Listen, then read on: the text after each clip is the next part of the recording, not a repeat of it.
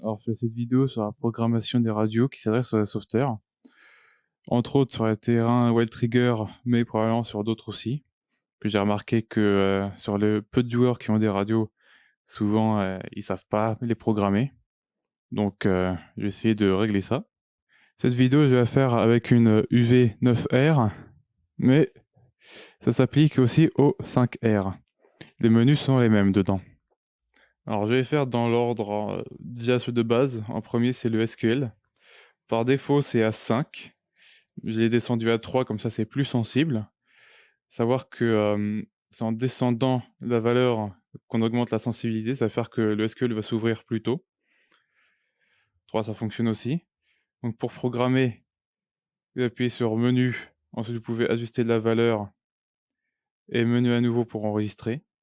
Suite numéro 1, step. À ce niveau-là, on va mettre 12.5 kHz. C'est l'écartement entre les canaux qu'on va programmer plus tard.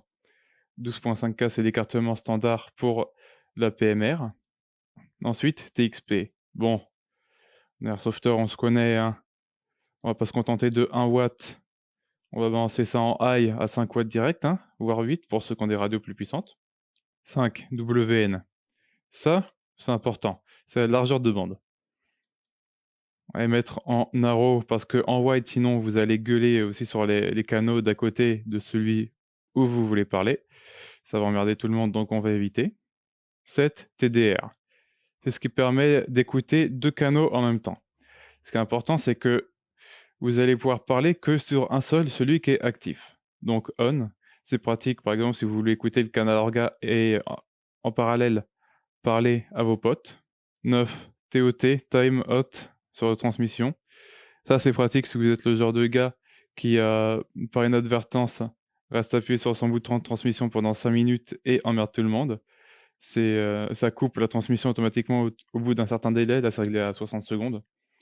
En soi, la plupart du temps, vos transmissions vont être plus courtes que ça, mais ça peut servir. Ensuite, DCS. Ça, c'est l'encodage. Savoir que certaines radios non programmables ont un encodage activé par défaut et qu'on ne peut pas le désactiver.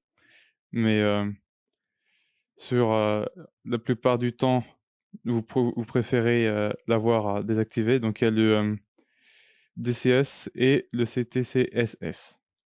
Les deux, vous voulez rien ni en transmission ni en réception. 21 et 22, MDF. Donc en gros, ça va définir ce qui est affiché en temps normal sur les lignes du haut et du bas de la radio. Là, vous avez channel name ou FREC. Par défaut, c'est sur FREC. Name est programmable qu'avec le câble par ordinateur. Et channel, ça vous donne channel 1, channel 2, channel 3, selon ce que vous avez programmé. Personnellement, on préfère les avoir sur channel, comme ça on sait direct sur quoi on est. À savoir qu'en FREC, quand vous programmez vos fréquences, ça vous affiche quand même le numéro de channel sur le côté. 24, autolock. Ça verrouille automatiquement avec les au bout d'un certain temps. C'est utile aussi quand vous l'avez dans une poche, vous ne voulez pas appuyer dessus par inadvertance. Donc je vous conseille de le mettre. Enfin, 27 et 28, c'est Channel Memory. Donc le menu pour enregistrer et pour supprimer des canaux. Le mode, c'est quand vous appuyez sur le bouton d'alarme sur le côté. Dans les options, vous avez tone, code et site. Ensuite de mettre sur site, ça fait que vous n'allez pas transmettre par radio. C'est-à-dire que au moment où vous avez appuyé par inadvertance sur l'alarme, il n'y a que vous qui s'emmerde et pas tout le monde qui est sur la même fréquence. C'est préférable. Et enfin, le Roger, numéro 39, c'est le petit bip qui est à la fin d'une transmission. Ça peut être assez énervant aussi. Donc perso, je préfère le désactiver, mais après, c'est à vous de voir, hein. Et maintenant, dans les menus optionnels, bip, c'est ce qui fait un bip quand vous appuyez sur les boutons de votre radio. Pareil, je préfère le désactiver. 14, voice, c'est la voix qui vous parle dans la radio. Donc, pareil, hein, je préfère le désactiver. Et enfin, 29 à 31, les LED. Donc les LED d'action sur la réception et la transmission et quand vous touchez au clavier. J'ai préféré mettre en orange partout, sauf la transmission qui est en bleu. Ça, c'est à vous de voir comme vous préférez. Alors pour ce qui est de la programmation, actuellement, je suis en mode channel.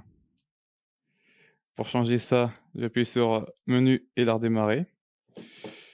Sur les 5 R, c'est le bouton VFO MR, c'est un peu plus simple. Quand vous êtes dans ce mode-là, vous faites bien attention à ce que les paramètres que je vous ai donnés avant, en particulier sur, wideband, narrowband, puissance de transmission, soient bien ce que vous voulez. Quand vous avez la fréquence que vous voulez et que les paramètres sont bons, vous allez dans le menu et dans 27 pour MEM, donc Memory Channel, pour enregistrer un canal et ensuite vous sélectionnez celui que vous voulez. Là, j'avais les 16 pour le PMR et un 17 custom que j'avais programmé. Vous allez sur le 18, vous faites menu et bah, voilà, ça vous le programme. Si vous voulez le supprimer, vous allez dans Del Channel, vous allez sur celui que vous voulez. Là, en l'occurrence, j'ai pas envie de l'enlever et ensuite, comme je vous disais, éteint, menu, redémarrer et vous voyez que le canal 18 là est apparu. Avec un peu de chance, ça aurait été informatif, vous arriverez à régler vos radios correctement et on se revoit sur le terrain.